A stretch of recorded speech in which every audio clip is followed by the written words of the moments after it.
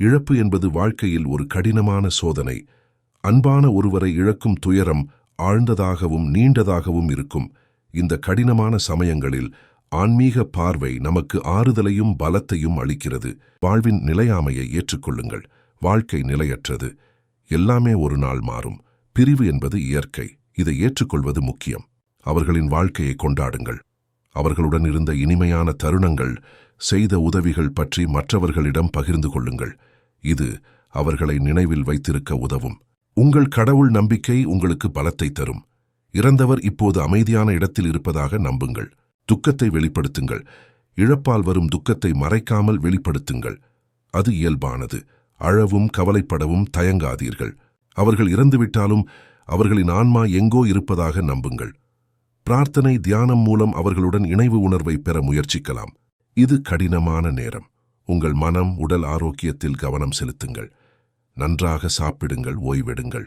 எதிர்காலத்தை பற்றி கவலைப்படாமல் இப்போது இருக்கும் நல்ல விஷயங்களில் கவனம் செலுத்துங்கள். இந்த உலகில் எல்லாம் ஒரு காரணத்திற்காக நடக்கும் என்று நம்புங்கள். இறப்பு என்பதும் அதன் ஒரு பகுதி. இறந்தவர் இனி உங்களை பார்க்க முடியாது என்றாலும் அவர்களின் நினைவுகள், அன்பு உங்களுடன் என்றும் இருக்கும். இந்த இழப்பு எனக்கு மட்டுமில்லை, அனைவரும் என்றோ ஒரு நாள் அனுபவிக்கப் போவதுதான் என்பதை உணருங்கள்.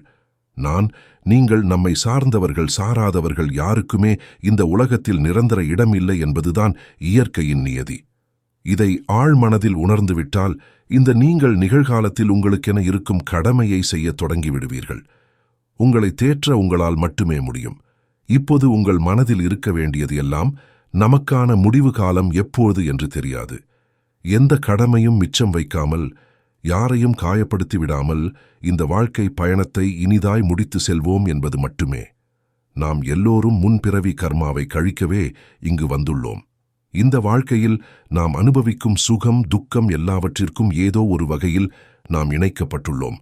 அடுத்த பிறவியிலாவது இது போன்ற பிரிவு வேதனைகளை அனுபவிக்காமல் இருக்க இப்போதே தானம் செய்வது, உதவி செய்வது, அன்பு காட்டுவது, எந்த பாவ செயல்களும் செய்யாமல் இருப்பது என்று நம்மை நாம் நெறிப்படுத்திக் கொள்வதே இது போன்ற மாய துக்கங்களை கடந்து வர மிக எளிதான வழி.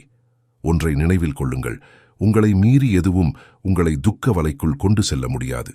நீங்கள் அனுமதித்தால் மட்டுமே. இந்த பிரபஞ்சத்திற்கு ஒரு திட்டம் இருப்பதாகவும், உங்கள் அன்புக்குரியவரின் இறப்பு பெரிய பிரபஞ்ச வடிவமைப்பின் ஒரு பகுதி என்பதாகவும் நம்புங்கள்.